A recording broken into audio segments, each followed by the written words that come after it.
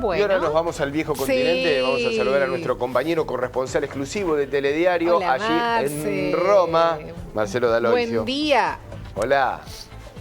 ¿Qué tal, Mariano, Mercedes? Un placer enorme. Buen comienzo de semana para todos. ¿Cómo andamos? Bien, Muy bien, bien. bien. Contanos Aquí- cómo anda la temperatura por allá, porque nosotros acá danos el invierno envidia. llegó con todo. Danos envidia.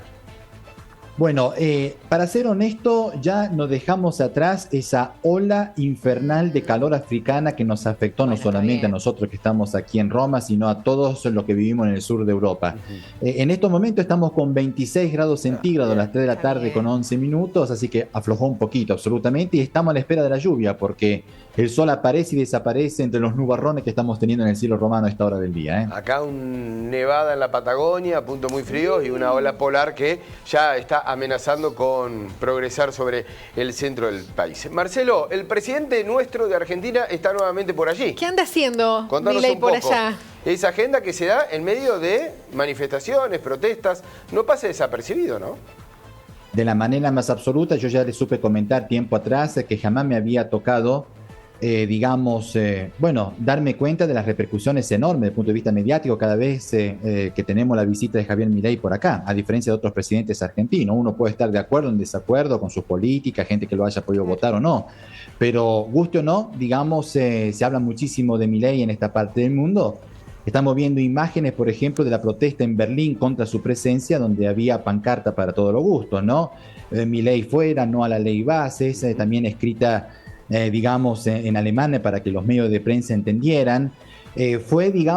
Durante la audiencia que le otorgó el canciller Scholz, el presidente argentino, el canciller alemán que le pidió al presidente de la nación que acompañe su radical plan de reforma económica con una normativa paralela de política socialmente aceptable, ¿no es cierto?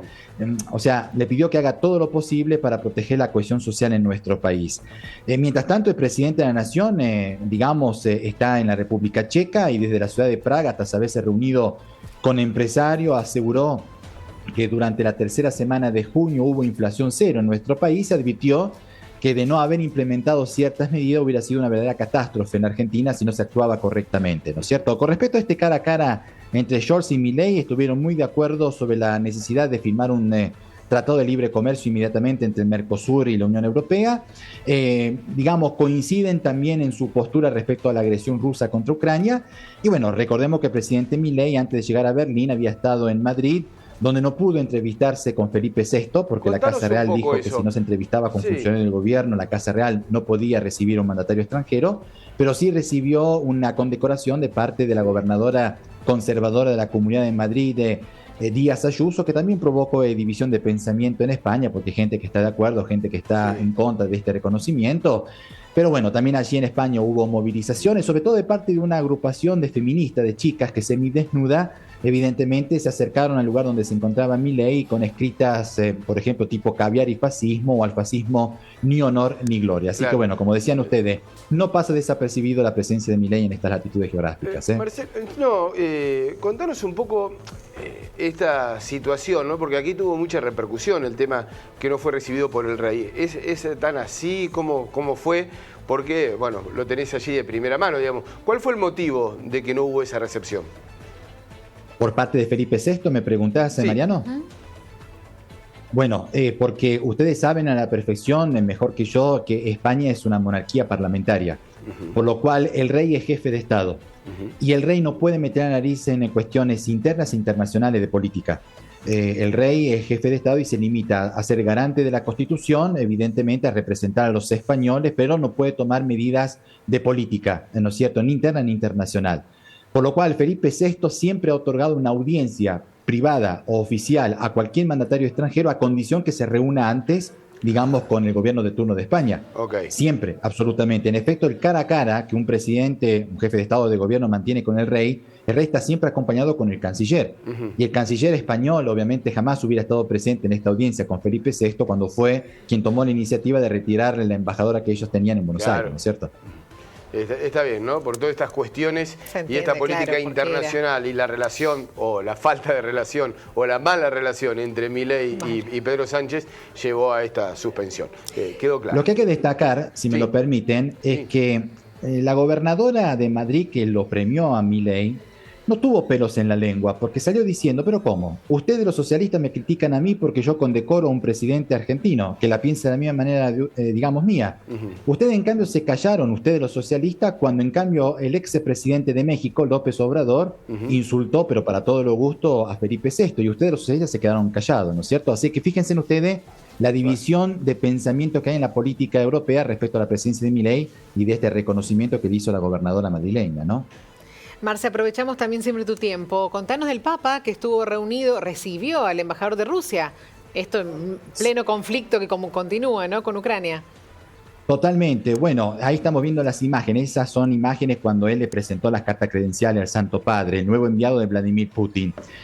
Esta reunión es determinante. ¿Por qué digo esto? A propósito del presidente Milei, ustedes se acuerdan que él estuvo, digamos, antes del Día de la Bandera, participando del G7 acá en el sur de Italia, en la ciudad de Bari. Y una vez que abandonó el sur italiano, viajó a Suiza para participar de la conferencia de paz organizada por el presidente ucraniano Zelensky. Esa conferencia de paz había finalizado con un documento final firmado por todos los participantes, más de 80 jefes de Estado y de gobierno. En ese documento estaban las condiciones de Ucrania para alcanzar la paz en Europa Oriental, que preveía, entre otros aspectos, la retirada de las tropas rusas de las regiones que habían sido anexionadas a Rusia, justamente, ¿no? Las regiones que habían sido ocupadas por Putin.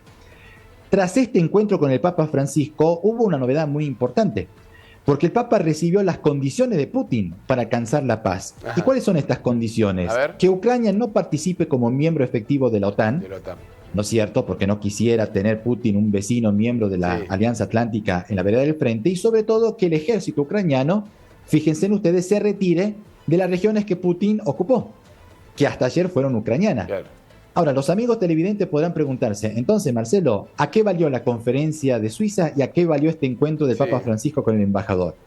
Concretamente a nada, pero sirve para mover las aguas de la diplomacia internacional. ¿Por qué digo esto? Porque el Papa jamás rompió el puente de diálogo con Rusia de Putin, jamás lo criticó a Vladimir Putin, por obvias razones.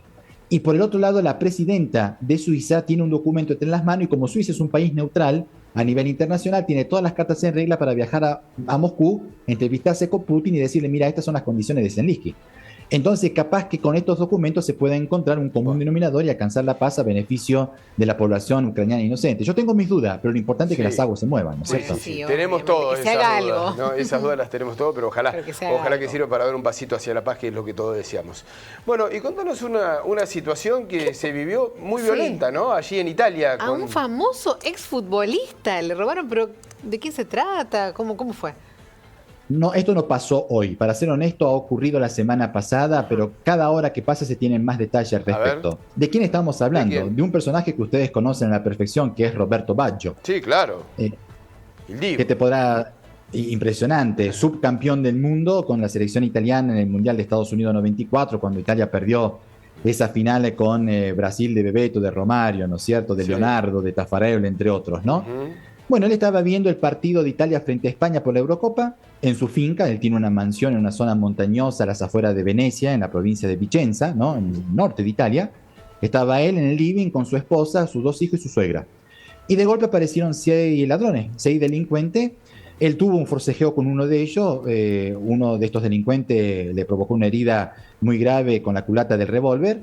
Estos señores, digamos, lograron encerrar a toda la familia Baggio en una habitación de esta mansión hasta que los señores se fueron con dinero, con joyas, no se sabe el importe del botín, en definitiva. Pero qué violento, y después, claro, después de 40 minutos, Baggio, cuando escuchó que ya no había más nadie en casa, tiró abajo la puerta donde estaban encerrados, enseguida se dirigió a los carabineros para presentar denuncia y fue a un hospital para hacerse atender, ¿no es cierto? Tuvo mucho miedo, el sistema de alarma estaba desconectado o porque estaba toda la familia mirando el partido en Italia y España el jueves por la noche, ¿no es cierto? Pero bueno, esta noticia pone de relieve que ciertas cosas pasan también en el así llamado primer mundo. Y bueno, le tocó en estos momentos a este querido personaje, muy admirado y muy apreciado por parte de los italianos y también por parte de la gente internacional, porque es un tipo magnífico, muy dado, muy ameno y muy apasionado de la República Argentina, por otro lado, ¿no es cierto? Exactamente, bueno, te lo voy a poner en un tono de broma, ¿no? Sin restarle la seriedad y lo violento que fue este mal momento para Baggio.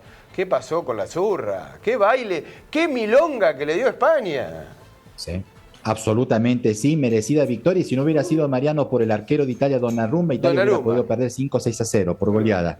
Absolutamente. Ahora no le queda otra que ganarle, digamos, a Croacia, aunque con un empate se clasificaría para los octavos de final, enfrentando luego a Suiza.